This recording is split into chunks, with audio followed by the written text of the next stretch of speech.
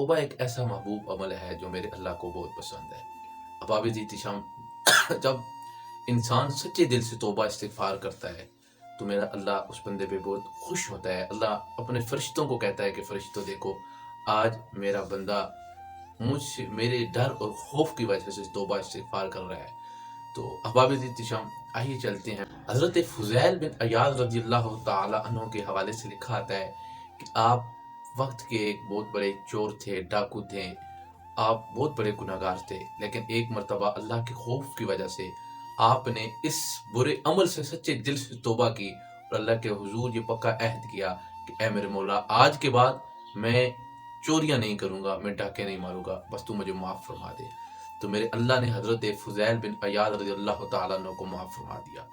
تو احباب احتشام کیا شان پھر اللہ نے حضرت فضیل بن عیاض رضی اللہ تعالیٰ عنہ کو عطا فرمائی کہ آپ ہر اس گھر کے اندر جا کے ان لوگوں سے معافی مانگتے ہیں کہ جن کے گھروں میں آپ نے چوریاں کی، جن کے گھروں میں آپ نے ڈھاکے مارے۔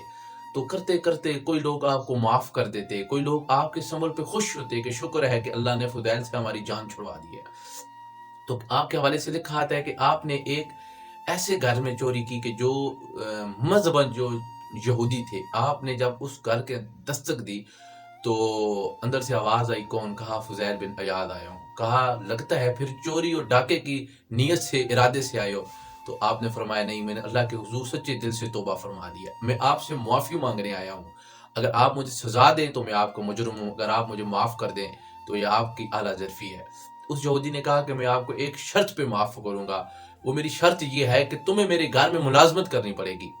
تو آپ نے کہا بس آپ مجھے معاف فرما دیں، میں آپ کے گھر ملازمت کے لیے تیار ہوں۔ بڑا عرصہ گزرا، حضرت فضیل رضی اللہ تعالی عنہ اس یہودی کے گھر ملازم بن کے اپنی زندگی بسر کر رہے ہیں۔ اباب احتشام ایک دن ایسا آیا کہ اس یہودی مالک نے کہا فضیل جاؤ فلان جگہ پہ چلے جاؤ، وہاں پتھر کے نیچے ایک پڑی پڑی ہے جس کے اندر مٹی ہے، جاؤ اس کو اٹھا کے لے آؤ۔ حضرت فضیل بن عیاض رضی اللہ تعالیٰ عنہ گئے، اس جگہ پہ گئے، اس پتھر کے نیچے سے اس تھیلی کو اٹھایا اور اپنے مالک کو دی۔ جب مالک نے اس تھیلی کو کھولا تو اس کے اندر کیا پڑا تھا؟ سونا پڑا تھا۔ جب مالک نے سونے کو دیکھا تو کہا جاؤ فضیل ہم تمہیں آزاد فرماتے ہیں۔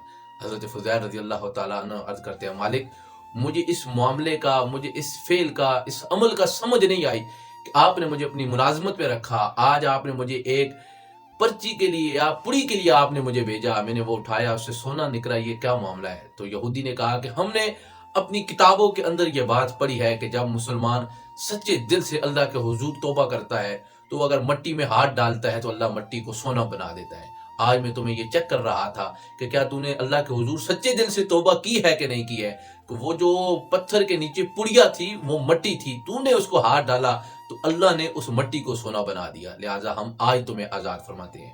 تو میرے بھائیو، جب بندہ سچے دل سے اللہ کے حضور توبہ فرماتا ہے، توبہ کرتا ہے، تو میرا اللہ اس کی توبہ کو قبول کر دیتا ہے، اور وہ بندہ مٹی میں ہاتھ ڈالتا ہے تو میرا اللہ مٹی کو بھی سونا بنا دیتا ہے۔ آج اس عمل کی ضرورت ہے کہ میں اور آپ سارے اللہ کے حضور جھک جائیں، توبہ استغفار کریں، اللہ سے معافی مانگیں۔ جب اللہ کے حضور سچے دل سے توبہ استغفار اور معافی مانگی جاتی ہے، پھر خدا یہ نہیں دیکھتا کہ اس کے گناہ کتنے بڑے ہیں، اللہ یہ دیکھتا ہے میرا بندہ میرے سامنے آ کے جھک گیا، اللہ پہاڑوں جتنے گناہوں کو معاف فرما کے اللہ ان کو نیکیوں میں تبدیل کر دیتا ہے۔ آخری بات احباب احتشام کہ ایک فقیر سے ایک شخص سے سوال کیا کہ بابا جی اس کائنات کے اندر اللہ نے سب سے بڑی چیز کون سی پیدا فرمائی ہے؟